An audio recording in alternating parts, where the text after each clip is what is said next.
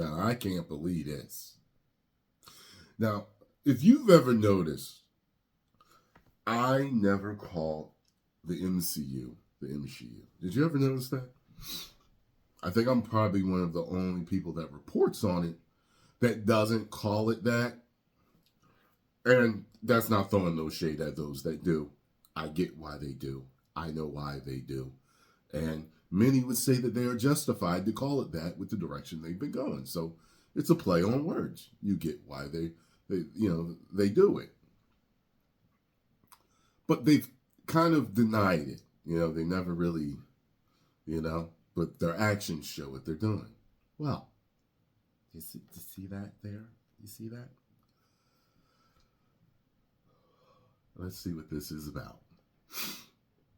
In an interview, the deaf actress starts to sign she before she catches herself. Oh my God. Well, wouldn't you know it? It turns out all those YouTubers have been right all along, as Echo Star Alakwa or Alaka, I don't know how you pronounce that, Cox, confirms that the MCU is real. In an interview while promoting the release of the show, Cox signs a lot of blood, violence, guns involved, as well as it's very gritty. And then she adds, it's a different feel compared to what the other MCU stuff that we've seen. Oh, God. My friend is a teacher at local school for the deaf, and I asked him to review the footage. She does. He confirmed in regards to Alaqua Cox's signing she. They actually stopped the video after she signs she, right as she's about to spell M for MCU. Wow. Wow. Wow. Oh my God. So even she calls it that. Wow. Now below it here it says, what is the MCU? Well, we all know what that is. It's in my head, it's, from what I understand, it's basically their big, huge female push to turn a male-dominated genre and fandom into a female-dominated genre and fandom, and they are failing miserably at it. Part of me is convinced now, and listen, I'm not joking. I'm convinced that there's some type of weird plot to destroy all of the good franchises in Hollywood and all the things that people like. I don't exactly know why, but I think there is some type of plot to destroy it because they keep failing and they keep going. One of the definitions of insanity, I believe it was coined by Albert Einstein, is that, if you keep doing the same thing over and over again, expecting a different result, that's insanity. So they are literally playing out one definition of insanity. So, as a fan, where I am right now, because I'm a fan of these IPs, that has hope. I think that I should start wearing the Zack Snyder Man of Steel shirt every time I talk about Marvel or Lucasfilm or anything that has been woked up that I still have hope will turn around. You know what I mean? Because it shows as a fan that I still have hope. You know what I mean? Even though it's hanging by a thread. At this point right now in my life, as a YouTuber, when it comes to stuff like the MCU or Lucasfilm or certain other, franchises out there, I am now in a state of curiosity to see how bad they will get. I no longer go to the movies or watch the series anymore out of joy. It is now out of morbid curiosity to see how bad it will fail. And the curiosity to see when they will turn around. So there's the curiosity of saying, well, let's see how bad it's going to be. And at the same time, I'm like, let's see if they actually turn around with this movie or with this series.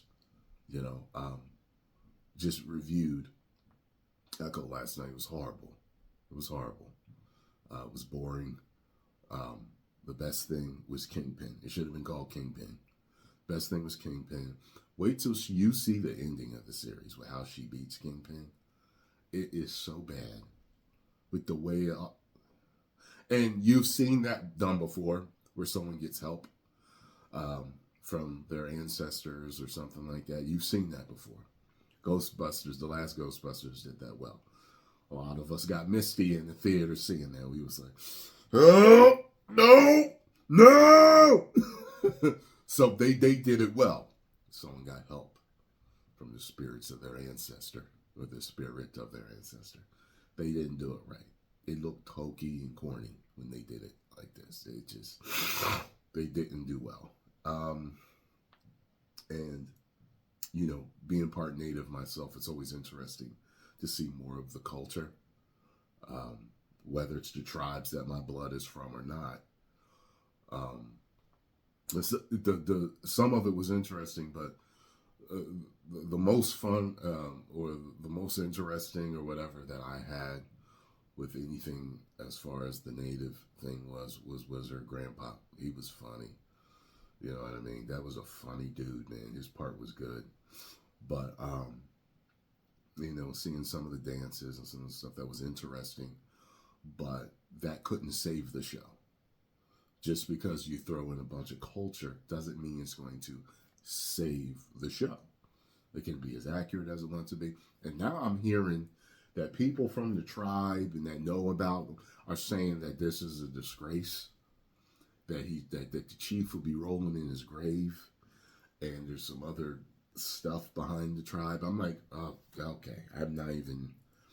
All I know is that the series sucked to me as a fan, and I'm always talking to you, Disney. I'm always talking to you with hope that you will finally listen to us and start doing better. I really do.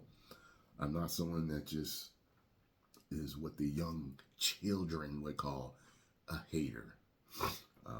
No, you've gotten bad. You've really gotten really bad, and your numbers show it. Mr. Peltz is telling you about it. Okay? Your stock shows it. Your fandom shows it. People doodling in the park shows it. Things have gotten real bad. You really need to turn the ship around. And that's everything on the Lucasfilm, everything. Turn the ship around. Because, basically, you've hit the iceberg. You've hit the iceberg already. You're sinking. You might want to turn and try to head toward land to get everybody off of the sinking ship. That's what I'd be doing right now, because you need a superhero to save you right now. This is ridiculous. So it says here, my definition of the MCU is the woke infestation that has destroyed the Marvel Cinematic Universe in regards to pushing diversity at the expense of a good story. That's a very good definition. When it's all about the message, it shows to the forefront rather than it just being a great story that has diversity in it. And a great story will always sell, but a message won't. When it feels preachy, it's not going to sell. And that's why they haven't been selling.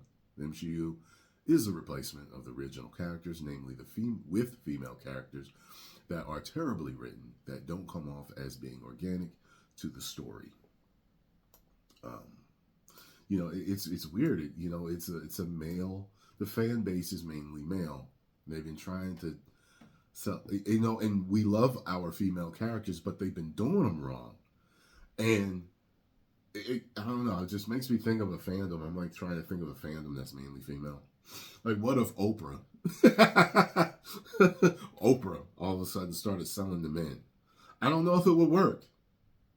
Even when Oprah was at her peak, I never really watched her, but I would watch every once in a while a major Oprah interview. You know, like with Dave Chappelle or like Michael Jackson and Tom Cruise. You know, those ones that caught everybody's eye. But I don't think that Oprah could shift and sell to men. I don't think it would work. I think if Oprah shifted and tried to sell to only men and it was only about male empowerment, I don't think it would work. I don't. Case in point is the recent Marvels movie, which massively bombed at the box office. Ironically, you can't blame men for the movie's failure, as it is known only the MCU fanboys showed up to watch it. Women, girls, and families passed on it. Recently, also saw the deleted scene released by Kevin Feige that makes sex toy remarks about the 16-year-old girl featured. What? Oh, I gotta see this clip. I got a notification for that the other day. Oh, good Lord. I'm done. Post comments down below. Let me know what you think about this tragedy and how she even calls it the MCU. It makes me wonder if they all call it that behind the scenes, if they adopted it as a badge of honor. You know what I mean? When they shouldn't, because it's something that,